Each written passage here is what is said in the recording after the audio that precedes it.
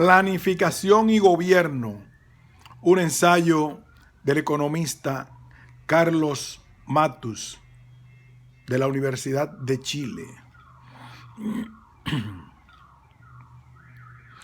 La planificación general de la acción de un gobierno es útil solo en la medida en que se transforma en un cálculo que precede y preside la acción del mismo en el día a día, es decir, llega a ser un proceso práctico.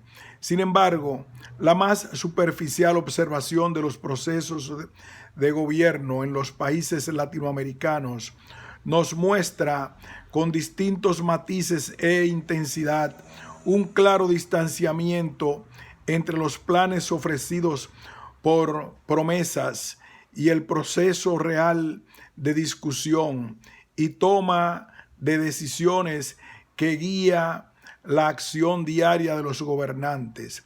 Me propongo argumentar que esta ineficacia de la planificación general facilita y estimula un estilo de gobierno dominado por la cotidianidad intrascendente y la imprevisión, donde las muestras más significativas de vitalidad se identifican con reacciones espasmódicas, tardías, para enfrentar los problemas que explotan ante nuestra vista. Este cálculo improvisado en la coyuntura se convierte en una alternativa superficial a la planificación formal. Toda práctica de planificación es una combinación dosificada de cálculo brevísimo que se prealimenta de una simulación constante del futuro y de cálculo reactivo que se retroalimenta de la constatación de los problemas agravados o atenuados. Pero el estilo del gobierno dominante en nuestros países casi no deja espacio a la previsión y agota todas las energías gestando respuestas inmediatas y a los problemas ya acumulados que muestran señales de transponer los límites que marcan el deterioro de la adhesión popular. Creo que es una de la mayor importancia desentrañar la naturaleza de esta divergencia entre gobierno y planificación, porque ella, más allá de la ideología que sustentan los distintos proyectos políticos de gobierno, genera ineficacia en la acción y un déficit en la credibilidad de la población en sus dirigentes que, en última instancia, amenaza al sistema democrático. La población latinoamericana tiene cada vez menos confianza en la capacidad de los partidos políticos y los gobiernos que de ellos nacen para solucionar o al menos aliviarles problemas. Observa con asombro que los programas electorales no constituyen un compromiso o una palabra dada para ser cumplida. Constata que los planes se apartan de las promesas electorales y que la acción práctica del gobierno se distancia a su vez de los planes. Cada vez es más común escuchar en la voz de la calle que los partidos políticos son capaces de ganar elecciones, pero incapaces de gobernar con eficacia.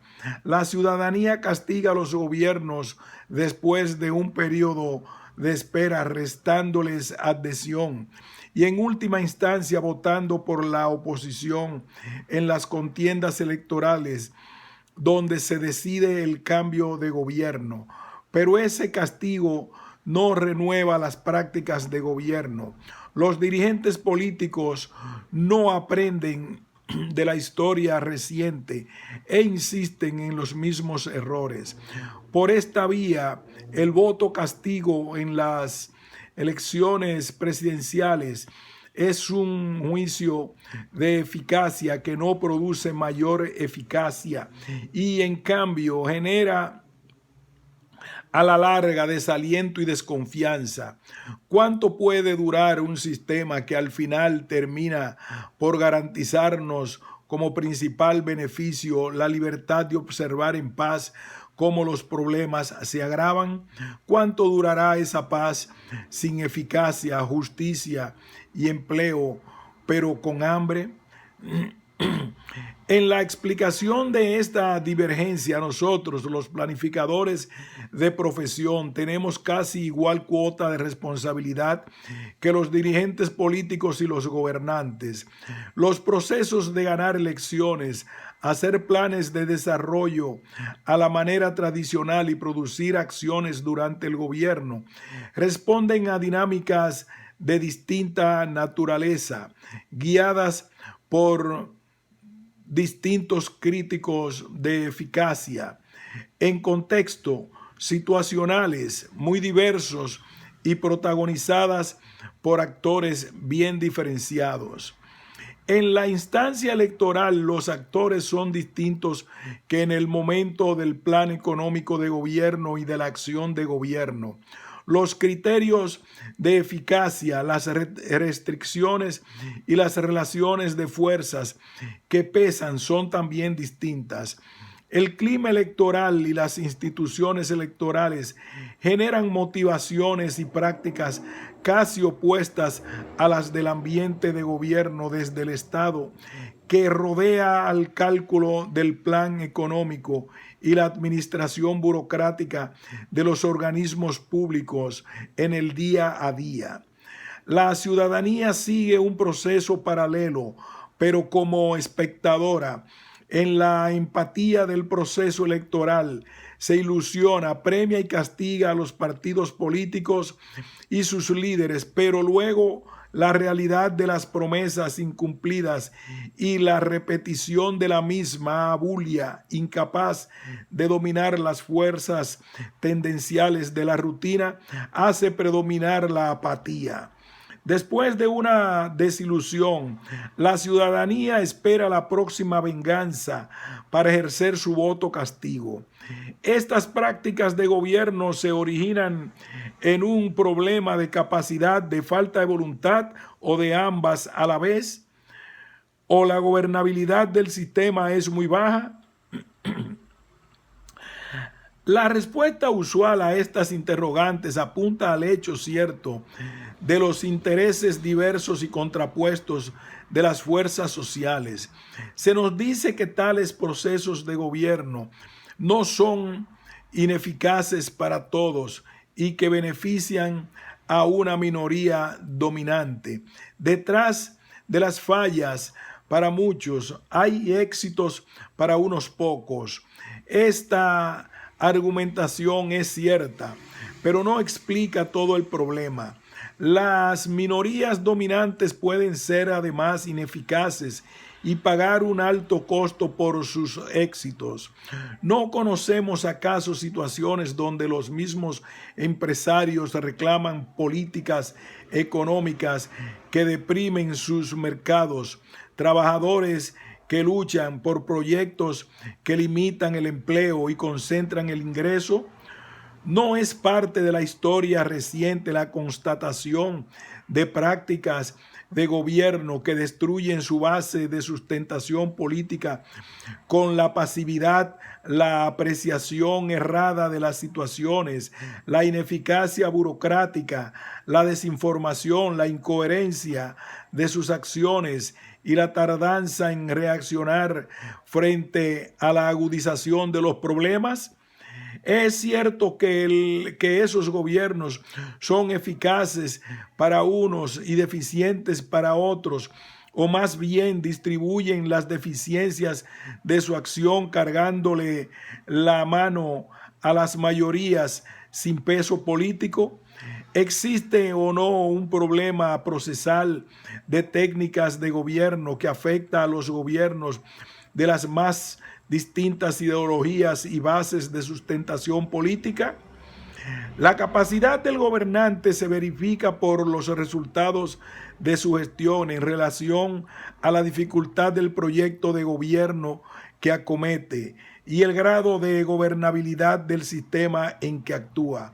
Tres variables que se entrelazan en la teoría del gobierno: capacidad de gobierno, proyecto de gobierno y gobernabilidad del sistema.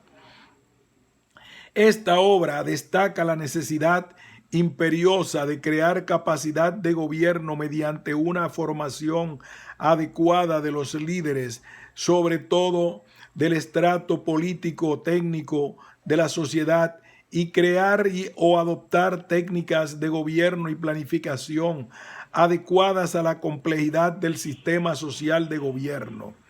Los líderes políticos se hacen en la práctica según las exigencias de la lucha política, pero el estrato político técnico de una sociedad se forma en escuelas y a la larga eleva las exigencias de calidad de la lucha política, con el consiguiente efecto sobre la misma formación de los líderes en la práctica cotidiana. Por tal razón, podemos afirmar que la creación de equipos políticos técnicos de alto nivel teórico y buena experiencia práctica estimula el ascenso del nivel y calidad de los dirigentes políticos y de la acción política práctica. Desgraciadamente, el nivel técnico político es un estrato muy desarrollado en América Latina.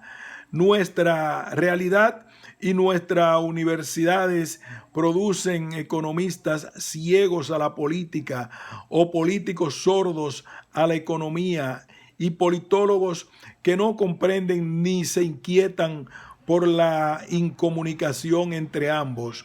Por esta razón, en el proceso político de nuestros países entran directamente en contacto, pero no en comunicación, los dos actores que hablan idiomas distintos y manejan teorías incompatibles: el político convencional y el técnico convencional. El resultado de tales conversaciones es obvio. El acuerdo es imposible, salvo que se funde en la fe mutua. Así, un problema teórico complejo de interacción entre ambos dominios sociales se transforma en la práctica política en otro de confianza entre personas. El dirigente político tiene confianza en algunos economistas y no tiene confianza en otros, pero no entiende el problema económico. Es como un paciente que descansa en los conocimientos de un médico y no puede juzgar por sí mismo. La confianza es la única posibilidad de entendimiento. La gravedad de la situación adquiere plena complejidad si, por su parte, el economista no entiende el problema político bajo el supuesto no siempre verificable que domina realmente el problema de su especialidad. Naturalmente, ese diálogo no es creativo y no conduce al fondo de los problemas, y al mismo tiempo que incita a políticas superficiales. La explicación económica no ilumina la explicación política, y lo mismo ocurre en el sentido inverso. Entre ambos interlocutores es imposible una apreciación profunda de la situación. Solo es posible una mera agregación de conocimientos y experiencias, sin cambio de calidad en la naturaleza de la explicación. Nuestra principal tarea hoy es crear esa capacidad tecnopolítica a fin de elevar la eficacia del gobierno en situaciones complejas de poder para compartirlo. Esto no se logra formando gerentes públicos como algunos creen equivocadamente, sin perjuicio de reconocer que dichos gerentes también son imprescindibles, siempre que la naciente teoría de la organización se desarrolle en proporción a las exigencias que demanda urgentemente la práctica. En todo caso, el gerente es conductor de un ámbito operacional y situacional limitado, que actúa bajo restricciones previamente establecidas de direccionalidad y con recursos asignados para cumplir su misión.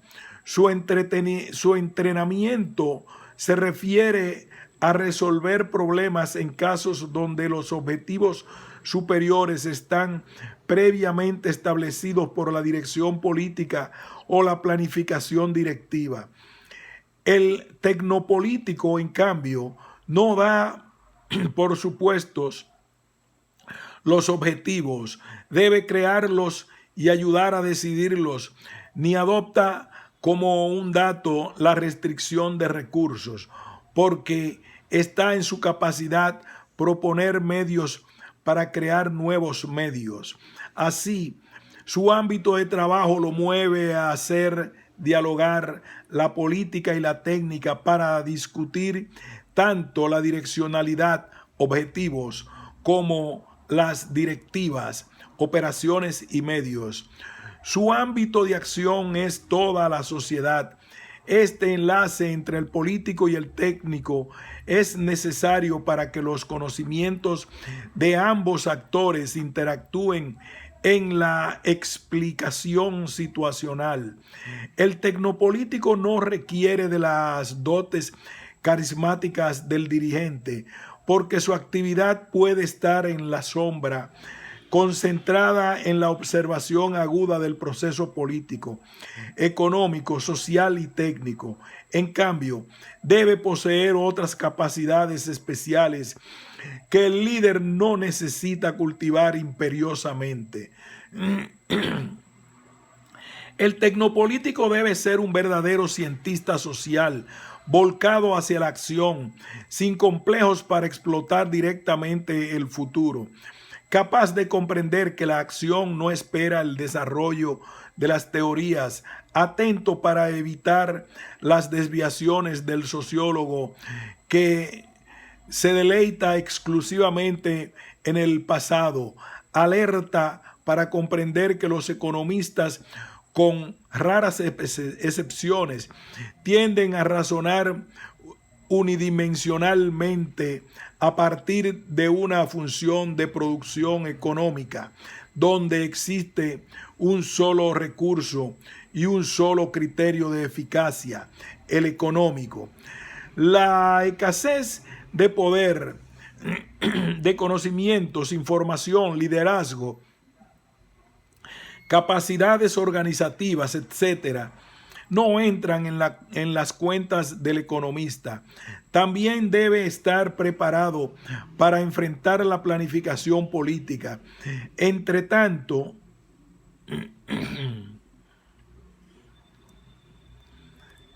entendida como un cálculo situacional al interior de procesos creativos e inciertos, para lo cual debe evitar las desviaciones en que cae a veces el cientista político. La médula teórica del politólogo debería estar en el cálculo que precede y preside la acción práctica. Si éste se refugia exclusivamente en la historia de las ideas políticas, en técnicas parciales de análisis político, en el uso de lo peor de la microeconomía para alimentar una microteoría de las políticas públicas, o en las concepciones cerradas, mecánicas y racionalistas de la teoría de las decisiones, elude el problema central de su ciencia y la empobrece como herramienta al servicio del hombre de acción. En realidad, ese politólogo no distingue entre procesos abiertos y cerrados, repetitivos y creativos, y por ello adopta a veces teorías y técnicas de decisión, solo pertinentes en el caso de procesos cerrados y enumerables, más típicos de algunos sistemas físicos mecánicos. En el sistema social se vive una práctica donde las posibilidades no existen, sino se crean por nosotros o por otros, y por consiguiente no son simplemente enumerables, ni se puede decidir por ellas con criterios unirracionales. Después de señalar estas exigencias, conviene afirmar que el tecnopolítico que necesitamos no es un superhombre ni mucho menos un tecnócrata. Si pensamos en lo que sabe o pretende saber con el tiempo el cientista de la teoría general de sistemas, encontramos un caso similar. No se trata de adquirir una profundidad en todos los dominios pertinentes, sino de la profundidad para comprender lo general que es común a todos ellos, para volver con esa metateoría a un ámbito de especialidad con nuevas luces, para interactuar con otros especialistas y con el político práctico. El tecnopolítico es un hombre que aspira a una metaciencia social y mientras ella no exista, no se siente obligado a permanecer ciego y preso en las fronteras de una ciencia parcial. Simplemente es un cientista social con un sentido práctico, desanimado de la esterilidad de teorizar sobre otras teorías y estimulado para teorizar sobre la realidad en que vive, obsesionado por crear métodos y técnicas al servicio del hombre de acción, irrespetuoso de la ciencia oficial, humilde ante la complejidad de los hechos, pero atento al desarrollo en la frontera de las ciencias y de las ciencias en sus fronteras particulares.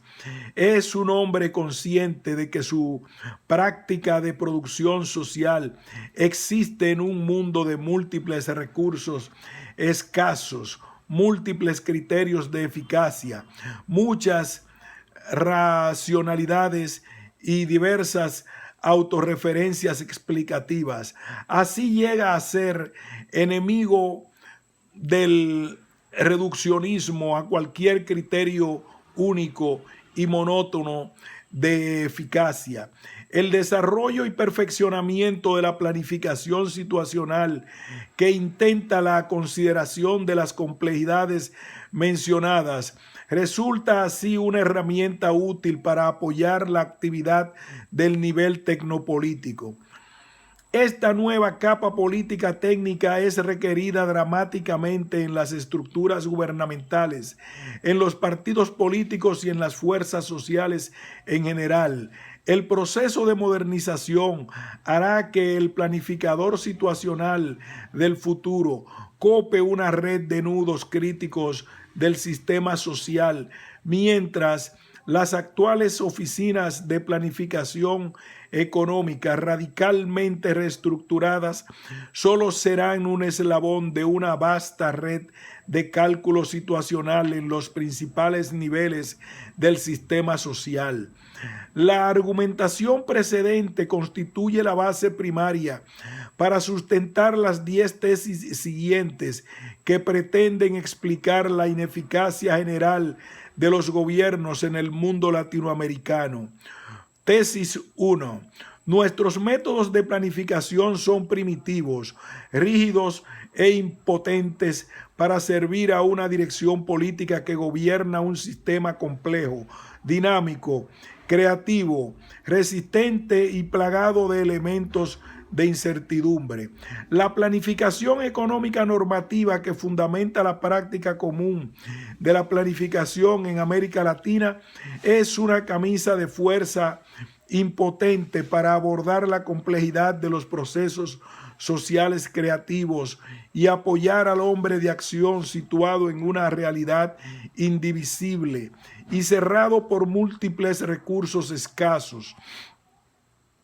No distingue la existencia de actores sociales a los que confunde con los agentes económicos. No reconoce la existencia de oponentes. Asume que el sistema social es un sistema que sigue leyes y no es creador de leyes. Identifica escasez de recursos con recursos económicos, opera con un criterio de eficacia dominante, la eficacia económica. Se aleja de los problemas reales para analizar la realidad con la categoría del sector.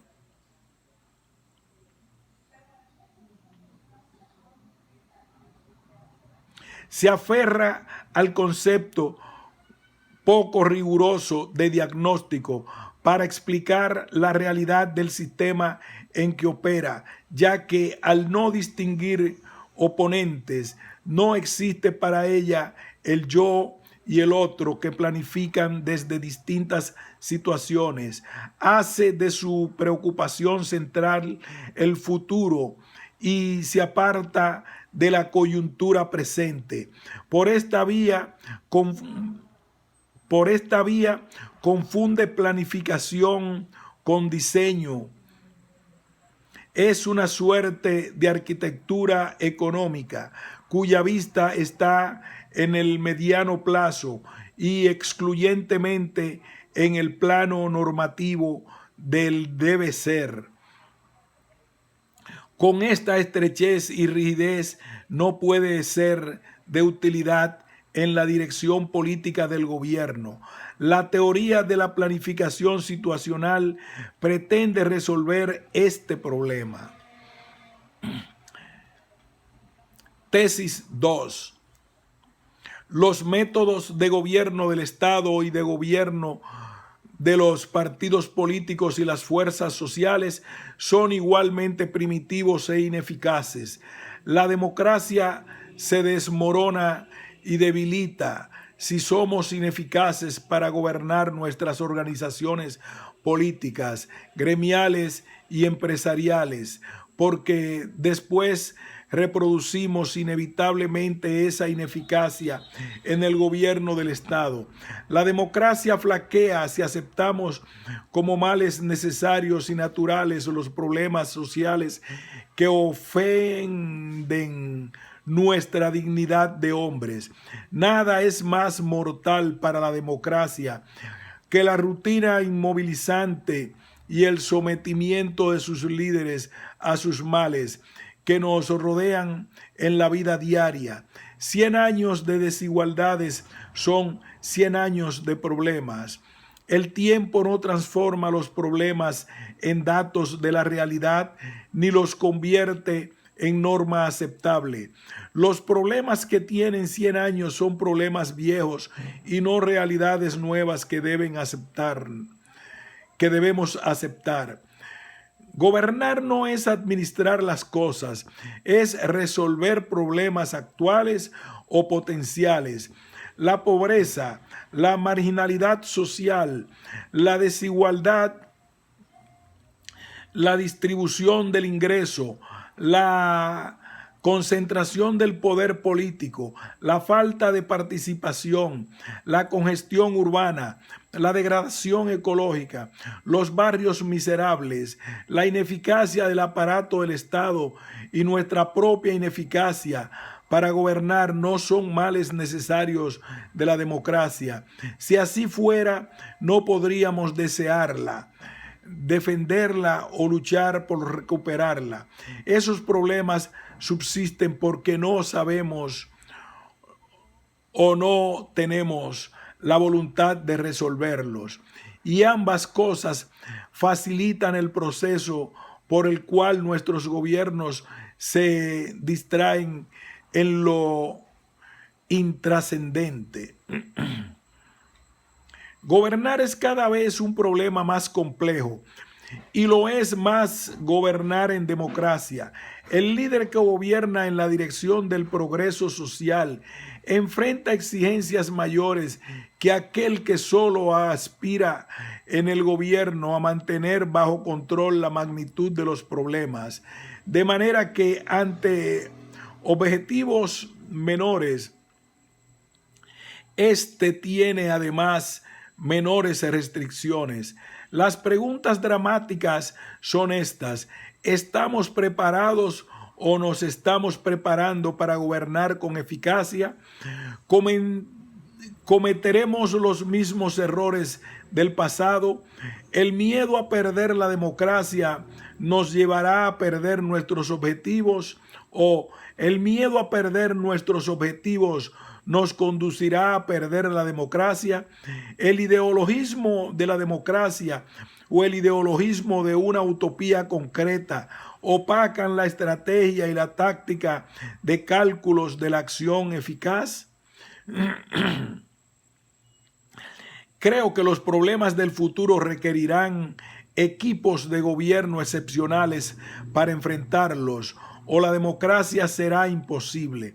Creo que el drama más grave de nuestra época se refiere a la brecha entre nuestra capacidad para gobernar los sistemas sociales y la complejidad creciente que estos ofrecen para ser conducidos hacia objetivos asumidos democráticamente.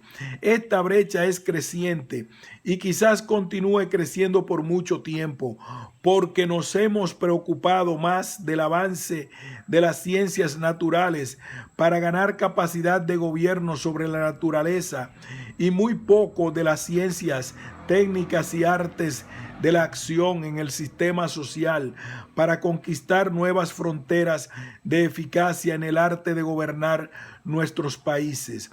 Los selectores de hoy y el mundo físico en general tienen la misma complejidad que hace millones de años atrás, pero nuestros países conforman hoy sistemas sociales infinitamente más complejos.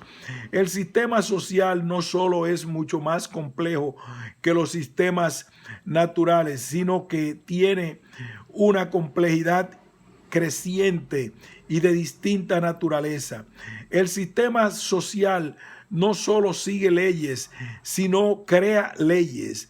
Es un sistema creativo, pero el hombre ha concentrado su esfuerzo de investigación en el desarrollo de teorías que mejoran cada vez más su capacidad de gobernar lo más simple, la naturaleza, mientras descuida el desarrollo de su capacidad para gobernar lo más complejo, la sociedad.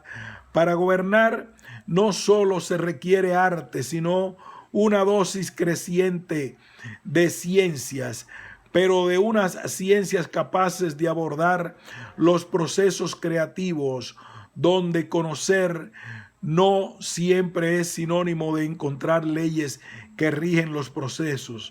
Es la capacidad creciente de gobernar el sistema social que termina por descontrolar las relaciones del hombre con la naturaleza.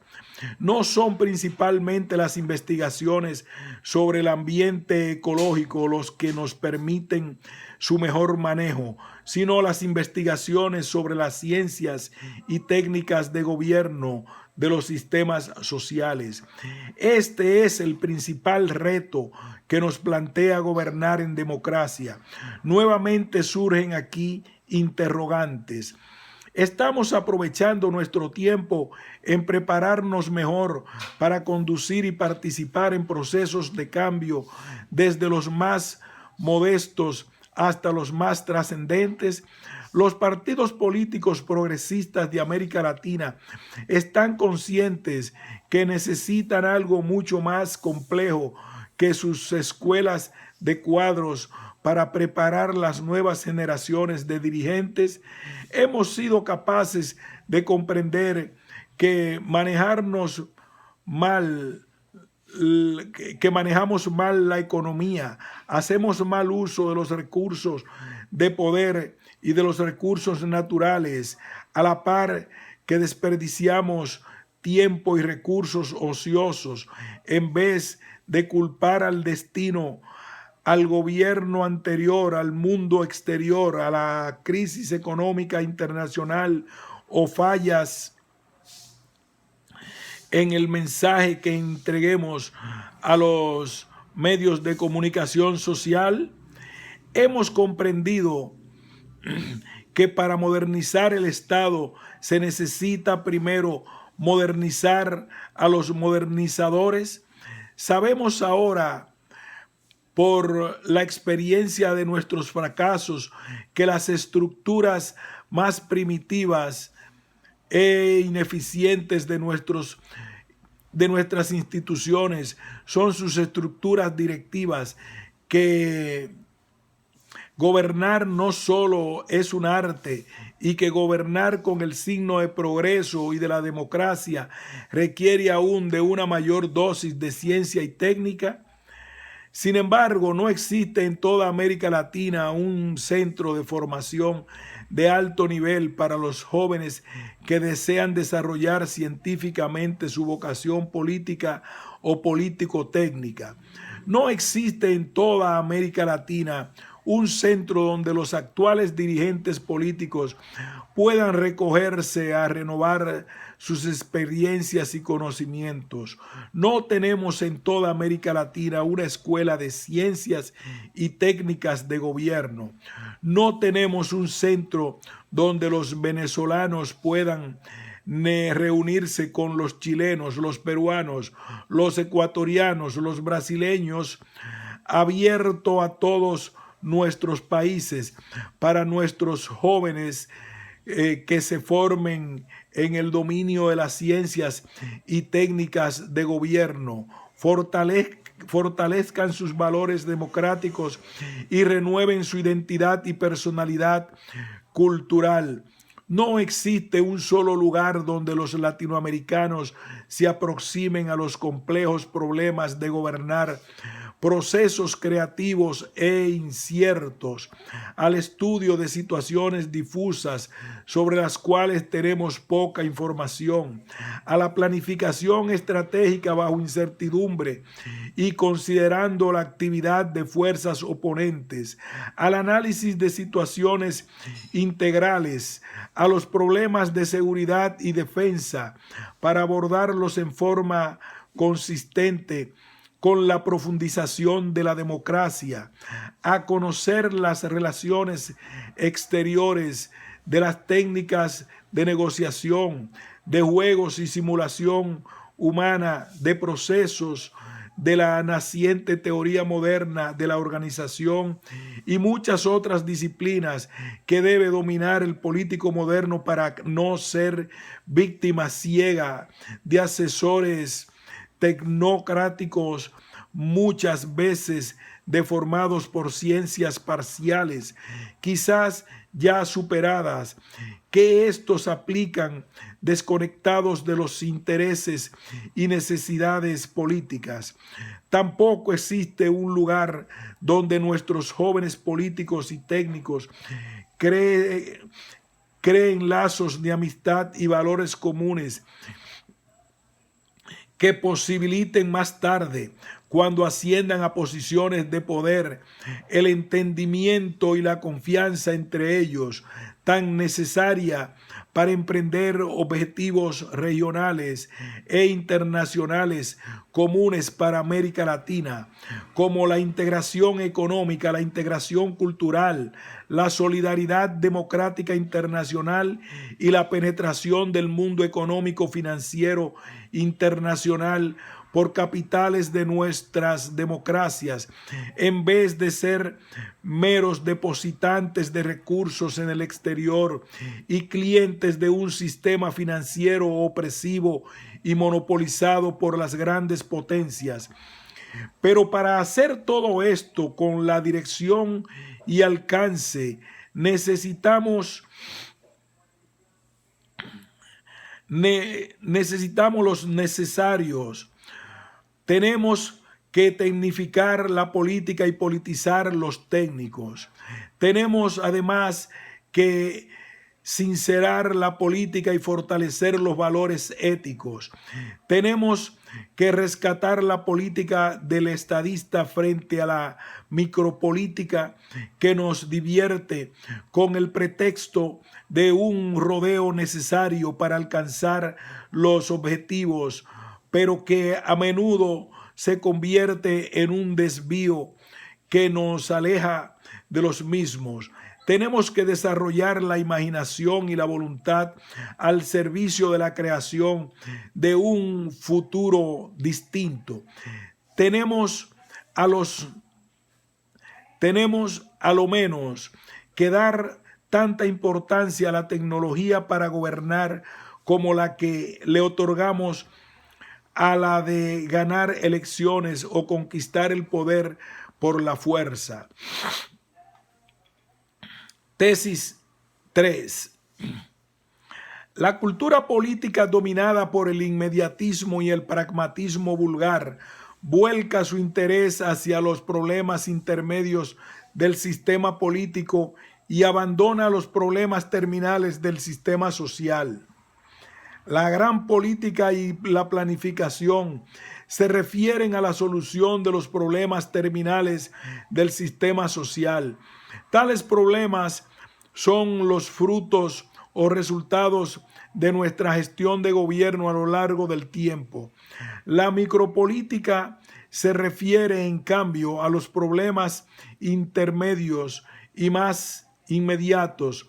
Esta es una sana división del trabajo, siempre que los recursos que asignamos a la solución de los problemas intermedios, principalmente en nuestro tiempo, constituyan un requisito necesario para la solución de los problemas terminales. Estos problemas intermedios son agobiantes y se refieren a cuestiones políticas internas, asuntos protocolares, micronegociaciones para sostener el liderazgo y la cohesión de la fuerza política, atención del clientelismo político, administración de la rutina burocrática, acciones creativas y defensivas propias de la microlucha política, acción política de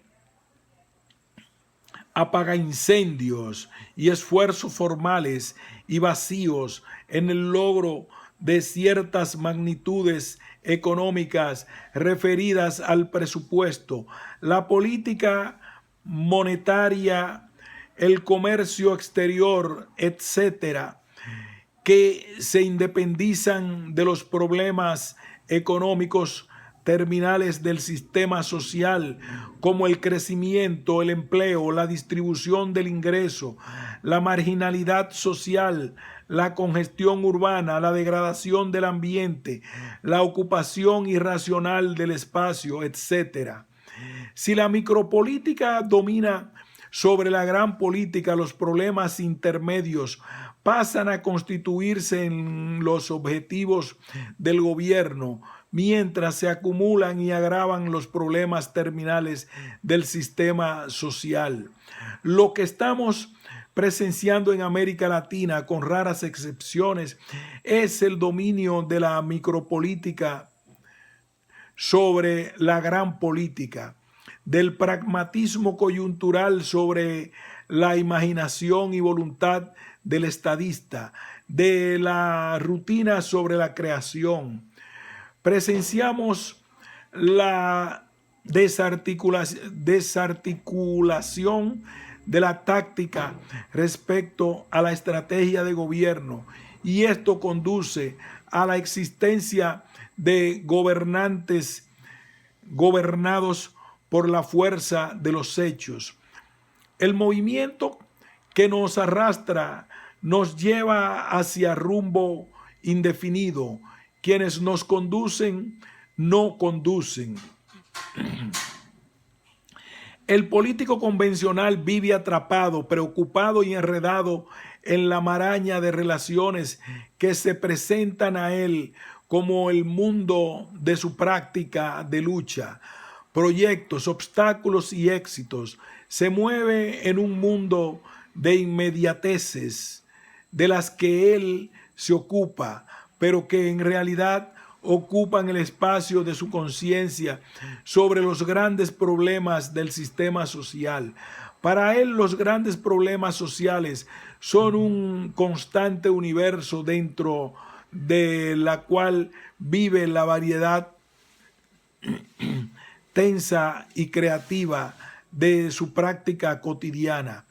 No puede elegir entre preocuparse por los problemas terminales del sistema social y sumirse en la cotidianidad de los problemas intermedios del sistema político. El sistema elige por él. Para sobrevivir en esa lucha política agobiante, debe absorberse en la cotidianidad y postergar la reflexión sobre su gran proyecto político. De hecho, está muy ocupado sin tiempo, interrumpido constantemente por reuniones y llamadas telefónicas, esclavizado por las exigencias de sobrevivir en el duro mundo de la política, y así descubre que la política es hacer política y no intentar resolver los problemas terminales del sistema social. Estos últimos son solo el ambiente de su práctica, pero no el objeto de sus preocupaciones. Tesis 4. Tenemos que reformar nuestros sistemas de planificación, modernizar nuestras técnicas de gobierno y transformar nuestra cultura política para lograr que los programas electorales tomados en serio se conviertan en planes de gobierno, para que los planes de gobierno se conviertan en acción de gobierno y para que la acción de gobierno incida en los problemas racionales, es decir, sobre los problemas terminales del sistema social. Entonces, la democracia se defenderá por sus obras. Junto con los programas de gobierno que son diferenciadores en lo estratégico, debemos desarrollar la capacidad de elevarnos por encima de las diferencias meramente tácticas y para encontrar un espacio de consenso sobre proyectos nacionales que le den continuidad al progreso de nuestros países en el largo plazo. Ello es técnica y políticamente posible porque la experiencia nos señala que existen problemas comunes que reclaman soluciones comunes, independientes de las utopías políticas diferenciadoras a las cuales adherimos. Esta es la gran tarea de los partidos políticos: crear generaciones de líderes capaces de articular la micropolítica con la gran política, cerrar institutos de investigación y formación que los apoyen, crear institutos de investigación y formación que los apoyen en las funciones de gobierno y oposición, constituirse en guías orientadoras para la elección entre las grandes opciones estratégicas nacionales y regionales y generar una clase de gerentes públicos capaces de doblegar la maraña burocrática y moldear las organizaciones públicas a las necesidades de la acción de gobierno y la participación ciudadana. Tesis 5. La clave del éxito de un sistema de planificación radica en la articulación de la planificación directiva con la planificación operacional. Si la planificación directiva al nivel del presidente de la República en Consejo de Ministros no tiene vigencia, no puede tener eficacia práctica. La planificación operacional al nivel de los ministerios y jefaturas de los organismos públicos. Lo contrario es igualmente cierto aunque la falla principal en Latinoamérica es la inexistencia en unos casos y la debilidad en otros de la planificación directiva. Donde ella no existe, reina la improvisación fundada soberbiamente en la llamada experiencia política, que en más de algún caso es simple experiencia en lidiar con problemas intermedios del sistema político e inexperiencia para tratar con los problemas terminales del sistema social. La soberbia de algunos poderosos políticos prácticos, por un lado, y la mediocridad de otros, es la principal barrera a la tecnificación del proceso de gobierno. La planificación es una herramienta de gobierno y no un sistema de investigaciones y asesoría económica. Aún más, la planificación se confunde con el proceso de gobierno en la coyuntura situacional. Jamás habrá una verdadera y eficaz planificación en nuestros países mientras las oficinas presidenciales y los consejos de ministros funcionen de la manera asistemática, poco selectiva, desorganizada y carentes de apoyo técnico en que hoy desarrollan sus actividades. En este sistema reinante, el presidente de la República vive enfermo de cotidianidad, al margen del control de los hechos trascendentes, continuamente sorprendido por las circunstancias y dedicado a la solución de problemas intermedios menores. En consecuencia, los gobiernos no dan directivas a sus oficinas de planificación, las que se debaten entre la opción de autodefinírselas invadiendo el campo de la política superior o permanecer relegados al rol de centros de cálculo al servicio de acciones inmediatas, parciales y sin rumbo definido. Tesis 6. Un sistema directivo primitivo no puede conducir a gobernar un sistema social complejo, dinámico, incierto y resistente. El sistema social impone sus propios resultados y el gobernante es gobernado por la fuerza cotidiana de los hechos. Por ello, la primera tarea es elevar la capacidad de gobierno de los gobernantes, modernizar a los modernizadores y reformar a los reformadores. Y eso solo pueden hacerlo ellos mismos, tomando conciencia de sus debilidades, valorizando las ciencias y técnicas de gobierno y abriéndole paso a nuevas generaciones estimuladoras de los cambios. La dirección de los gobiernos no solo debe ser activa, creativa y expresiva de la voluntad de resolver los problemas, sino que además debe ser eficaz, organizada, reformada y anticipadora de las necesidades sociales. En síntesis, la función directiva debe emplear los medios más potentes de planificación y gerencia a fin de que pueda cumplir con los requisitos de variedad de Ashby, que nos dice sabiamente que un sistema dirigente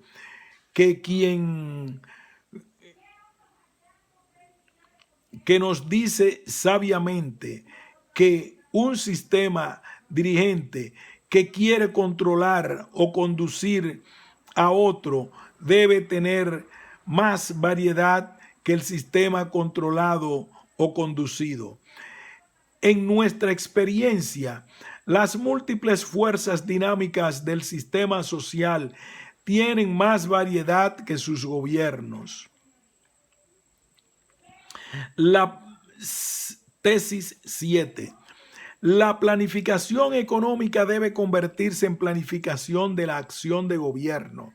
Para ello debe abandonar su concepción arquitectónica que la lleva a identificar plan con diseño o ignorar el problema político de la escasez de recursos de poder. El diseño de lo que debe ser es apenas el comienzo del problema de la planificación. El plan siempre se hace en un medio resistente o en un medio estimulante, pero nunca en un medio neutro. La resistencia o el estímulo puede ser activo o pasivo. Las fuerzas sociales usan su peso político persiguiendo objetivos parcialmente conflictivos. La rutina se convierte en plan anónimo.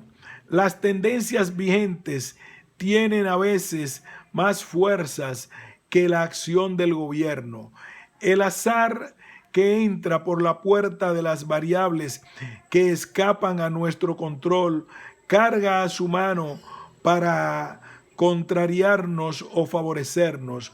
Los oponentes introducen la incertidumbre humana propia del cálculo interactivo. La naturaleza nos sorprende con variantes inciertas. El mundo internacional que nos rodea refuerza o contradice el signo de las variantes nacionales. La planificación no puede ser una camisa de fuerza que expresa solo nuestra voluntad, ignorando la voluntad de los otros actores sociales, la voluntad de la naturaleza o del mundo internacional que nos condiciona. La planificación no puede ser solo normativa, tiene que ser estratégica y situacional, tiene que articular eficacia política con eficacia económica. Tesis 8. La planificación en un medio resistente o en situaciones de poder compartir. Tesis 8. La planificación en un medio resistente o en situaciones de poder compartido no puede concebirse simplemente como la planificación de las acciones que ejecuta una estructura jerárquica, sino como la planificación de una estructura conflictiva que se intersecta con una estructura jerárquica. En una estructura conflictiva, ningún actor tiene poder decisivo sobre los otros y en consecuencia, el plan de un actor solo puede tener éxito en la medida que vence la resistencia de los oponentes. Por consiguiente, el éxito del plan de unos exige la derrota del plan de otros.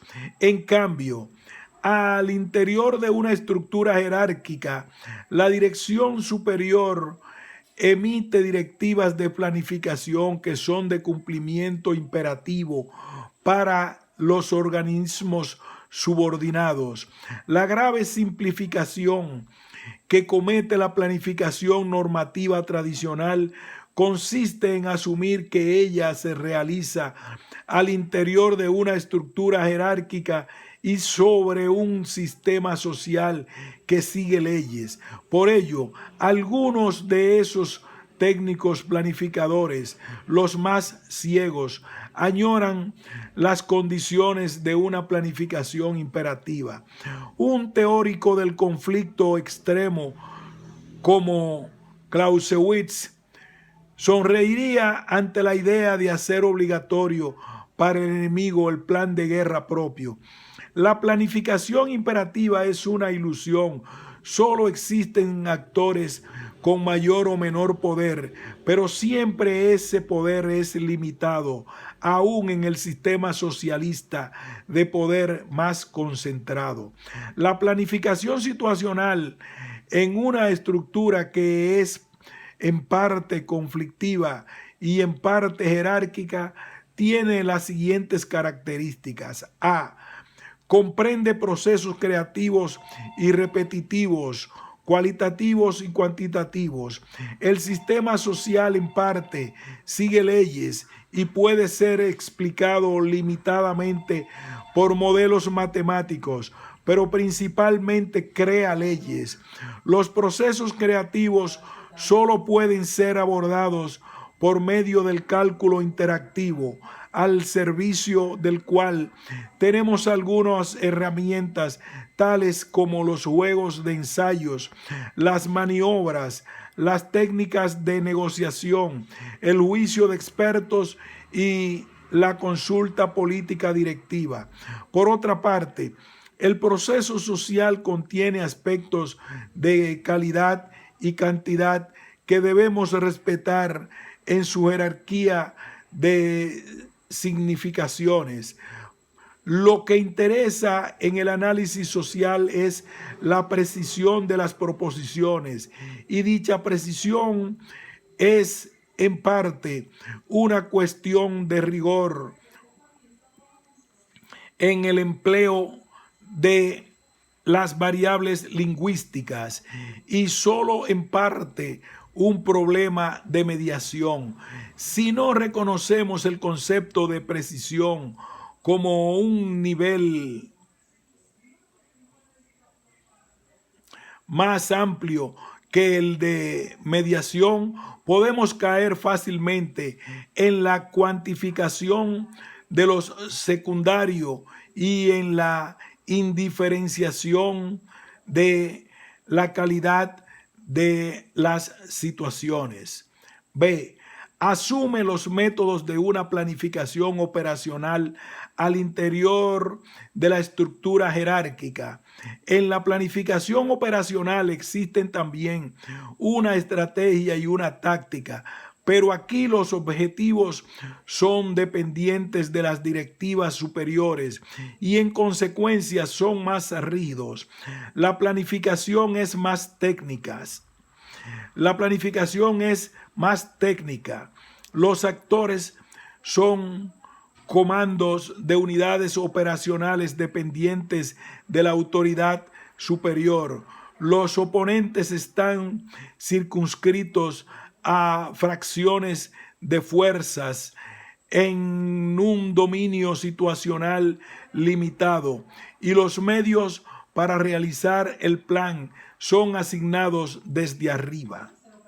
C. En el ámbito de la estructura conflictiva, la planificación directiva requiere de una planificación estratégica y situacional. Cuando hay actores en un conflicto de planes, cada actor desarrolla estrategias para intentar vencer a su oponente, y cada estrategia se apoya en la situación propia y en la situación del oponente. Así comprendemos que la realidad que nos envuelve a ambos es distinta para cada uno de nosotros.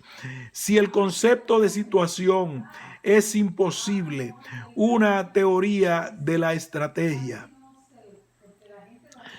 La planificación directiva tiene objetivos flexibles, es más política, se realiza por una dirección superior, tiene un mayor grado de libertad para elegir los oponentes y los aliados, y no tiene a quien solicitarle medios o recursos, solo puede crearlos en el proceso mismo del conflicto. D. Exige el desarrollo del cálculo interactivo para tratar la incertidumbre proveniente de las relaciones entre los actores sociales. Cuando los planes de los distintos actores son conflictivos, mi plan más eficaz depende del plan del otro, y el plan más eficaz del otro depende de mi plan. Así surge el cálculo interactivo, que nos mueve a considerar el plan como un juego entre actores sociales. Ese juego es la esencia de los procesos creativos en el sistema social, porque fuerza nuestra imaginación y creatividad al servicio del juicio estratégico.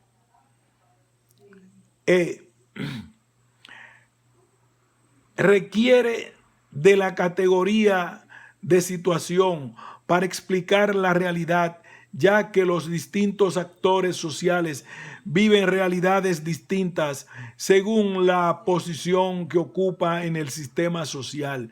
El concepto de diagnóstico elude el problema de las distintas explicaciones de los actores sociales y busca una verdad única y absoluta que oscurece el entendimiento de la realidad. El concepto de situación facilita el entendimiento del conflicto y la posibilidad del consenso. En efecto, ambos suponen conocer la explicación del oponente y del potencial aliado. Nuestra visión del mundo es una visión particular relativa a nuestra posición en el sistema social. Y si tomamos conciencia de esta unidimensionalidad, cada vez que nos encontremos en contradicción u oposición con otros hombres u otras fuerzas, podremos aprender a convivir con ellos. Si nuestra actitud no se aferra a lo que vemos desde nuestro propio punto de vista, a nuestra propia situación, y reconocemos que otros ven la realidad según la situación o el mundo en que viven, y esa visión puede ser tan válida como la nuestra, aunque nos parezca indeseable, estaremos más dispuestos a conversar y comprender. Y si decidimos pelear, conoceremos mejor los motivos de nuestros oponentes. Plantea la existencia de múltiples recursos escasos y, en consecuencia, de múltiples criterios de eficacia. Es necesario asumir que cada actor social está restringido por un vector de recursos escasos que debe administrar con eficacia para alcanzar sus objetivos. Este vector de recursos escasos incluye elementos tales como poder político, recursos económicos, capacidad de producción de los recursos naturales, conocimientos e información, valores, etc. La producción de cualquier hecho social exige la aplicación de este vector de recursos, y la eficacia de los hechos producidos revierte sobre el actor que los produce, asumiendo o disminuyendo las restricciones de tales recursos. Por consiguiente, no existe un criterio de eficacia absoluto, como suele presentarse la eficacia económica en la planificación normativa, sino múltiples criterios de eficacia cuya jerarquía depende de las características de la situación y de la naturaleza de los objetivos perseguidos. Así podemos hablar de eficacia política, eficacia económica, eficacia ecológica, eficacia cognitiva, eficacia ideológico-cultural, etc. Y no siempre es posible reducir una de ellas a los criterios de las otras. Desplaza 8.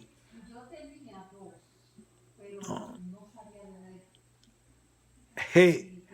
Desplaza el centro de la planificación al presente y al cálculo político situacional de última instancia que precede y preside las decisiones, en vez de concentrarse exclusivamente en el cálculo técnico parcial o a mediano plazo. El futuro solo se construye en el presente, y ello marca el objeto terminal de la planificación. Sin embargo, Las decisiones de hoy serán racionales, no en relación a la situación presente, sino en relación a las situaciones futuras.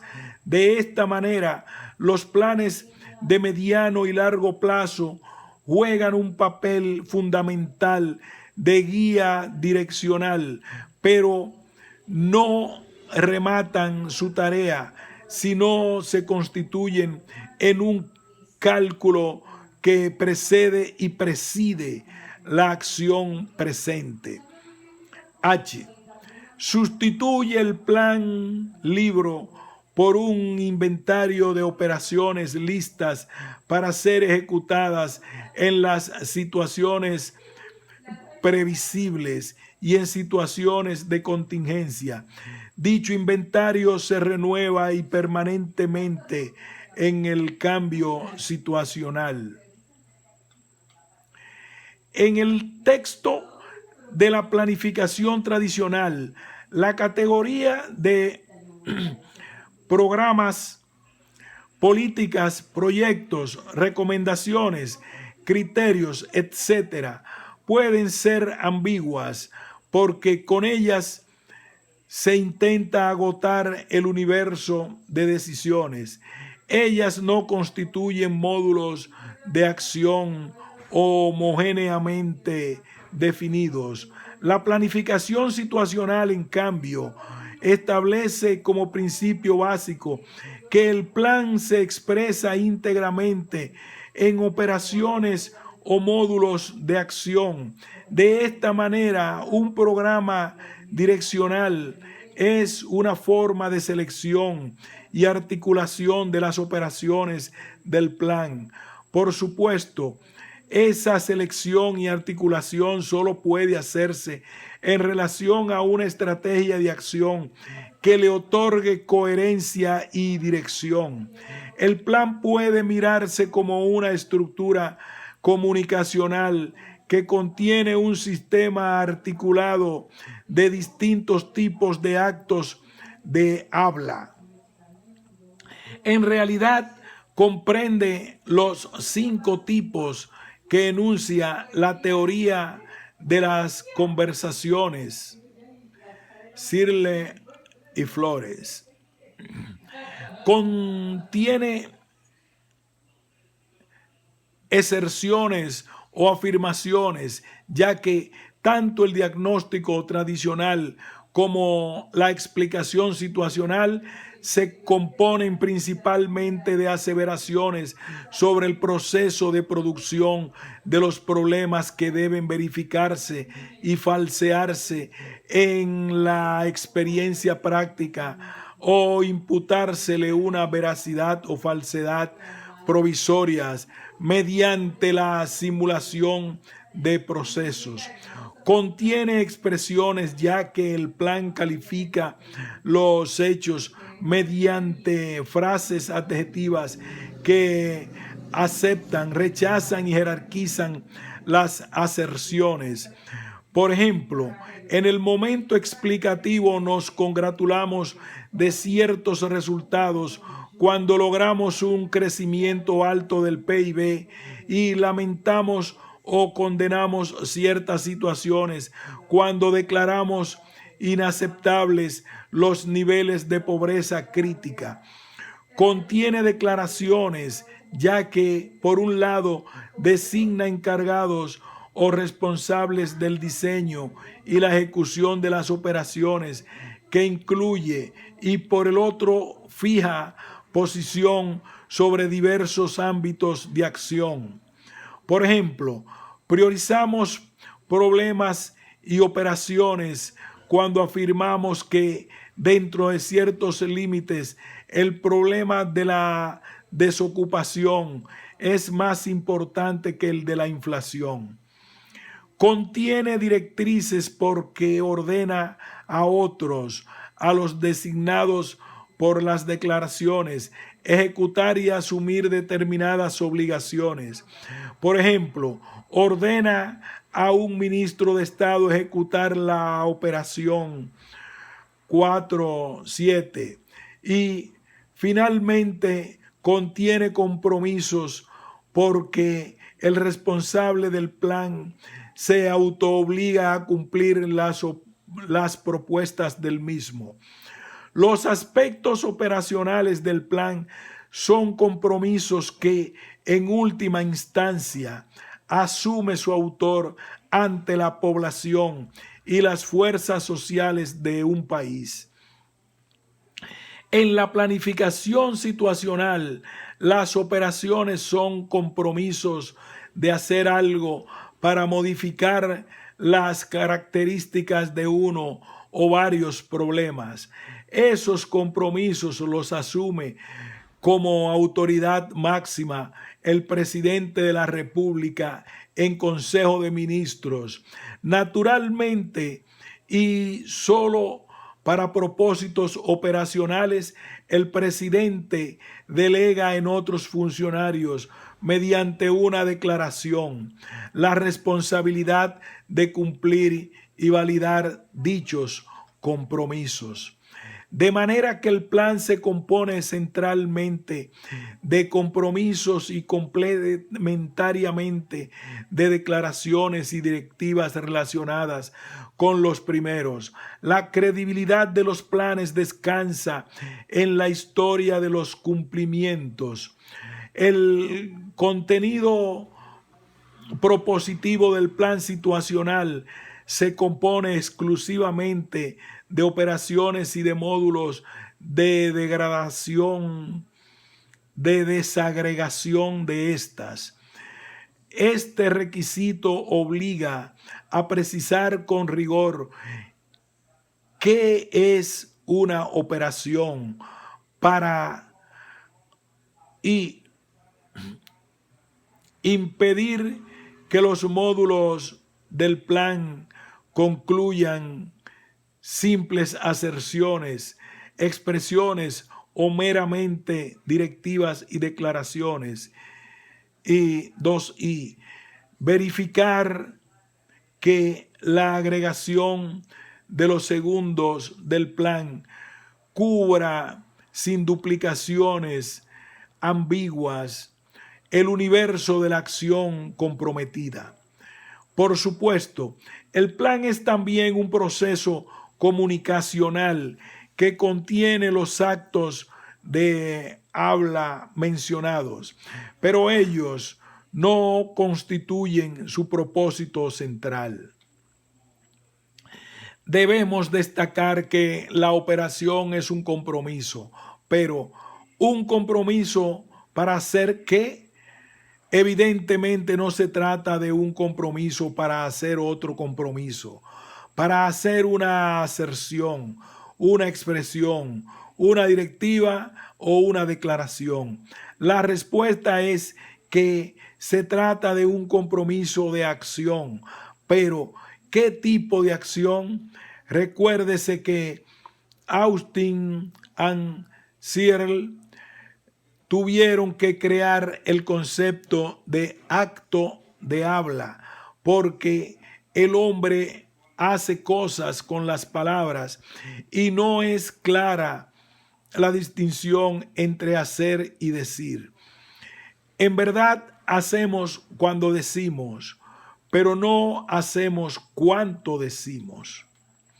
Aquí conviene establecer una distinción entre acto y acción que sea pertinente a nuestro problema. Llamemos actos a los actos de habla que anteceden en la cadena de producción a las acciones. Llamemos acciones a los efectos que siguen a los actos de habla en el sistema de producción social, mediante los cuales ciertos medios son utilizados para a. Alterar los comportamientos sociales, b. Construir y alterar capacidades de producción social y c. Alterar las reglas de producción social. La acción es el instrumento del hombre para cambiar la situación y los actos son los instrumentos para producir las acciones. Si aceptamos estas precisiones, podemos decir que una operación es un compromiso de realización de una o varias acciones, pero este compromiso no puede ser ambiguo, general o vago. Por el contrario, debe cumplir los siguientes requisitos. A. Definir claramente al responsable directo de cumplirlo y señalar claramente a los destinatarios de los beneficios o sacrificios. B. Precisar los medios concretos que se utilizarán para alcanzar los efectos, resultados previstos, acciones, subacciones y acciones de regulación. El diseño de una operación debe completarse hasta que sea suficiente para su realización. C. Prever en dimensión y alcance los resultados esperados y precisar dichos resultados como una alteración de los nudos componentes del vector de definición del problema que intenta enfrentar. D. Responder en el momento del compromiso e intenciones de producir los resultados que se enuncian, ya que un evento producido por accidente, por error o inadvertidamente puede alcanzar resultados inesperados, positivos o negativos, que no constituyen una operación. E. Exigir una aplicación de recursos y dimensionar los recursos requeridos. Algunas operaciones son exigentes en recursos de poder, otras en recursos económicos, y también existen operaciones exigentes en ambos tipos de recursos. F. Establecer el horizonte de tiempo en que debe cumplirse el compromiso y es posible alcanzar los resultados. Una operación es un compromiso para producir acciones que asume un actor definido, fundado intencionalmente en una previsión de que las consecuencias imputables a los medios seleccionados coincidirán significativamente con los resultados esperados en la situación objetivo. Una operación y una acción se distinguen claramente de otros actos tales como recomendar, adoptar criterios de acción, fijar una posición o anunciar cualquier evento de contenido proposicional, vago o autor indefinido. De esta manera, el texto vago del plan económico tradicional se sustituye por un conjunto preciso de operaciones. Tesis 9. El programa de gobierno, la gobernabilidad del sistema social y la capacidad de gobierno conforman un sistema de relaciones sobre las cuales descansa la eficacia del plan de gobierno. Pero a su vez, el plan de gobierno solo puede ser eficaz si se apoya en una planificación operacional, política y económica, y la dirección superior del gobierno ejerce activamente el liderazgo del proceso mediante directivas de planificación y un sistema incesante de seguimiento y evaluación de las situaciones. Por esta vía, gobierno y planificación se confunden en la coyuntura cotidiana de las decisiones. La capacidad de gobierno es solo un elemento de un triángulo de liderazgo que condiciona siempre a los conductores. La gobernabilidad del sistema y el proyecto de gobierno conforman un sistema con la capacidad de gobierno. Una baja capacidad de gobierno junto a una alta gobernabilidad del sistema causada por abundancia de recursos y desorganización de las fuerzas sociales opositoras, permite un proyecto de gobierno poco conflictivo y poco renovador, pero suficientemente eficaz para mantener la estabilidad del sistema. La gobernabilidad de un sistema es un concepto relativo que precisa la relación entre las variables que controlamos y las que escapan a nuestro control. En efecto, ella no es la misma en una democracia que en un sistema totalitario, en un proyecto de administración que en otro de transformación social, en abundancia que en escasez de recursos. Cada elemento del triángulo de liderazgo es relativo a los otros, de manera que la gobernabilidad del sistema es relativa a la capacidad de gobierno y al proyecto de gobierno. Tampoco es concepto estático, porque en el cambio situacional el sistema puede ganar o perder gobernabilidad en la medida que convertimos variantes en opciones y superamos las restricciones de recursos en un proceso de ganancia de libertad de acción. La baja capacidad de gobierno de una estructura política convencional es a veces suficiente para producir resultados exitosos.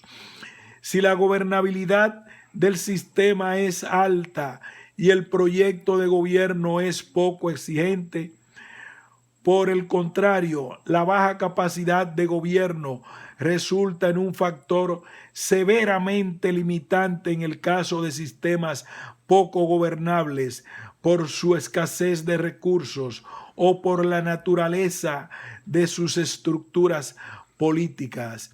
Naturalmente, la limitada capacidad de gobierno es mala restrictiva. Naturalmente, la limitada capacidad de gobierno es más restrictiva cuando el líder intenta proyectos de transformación social muy exigentes.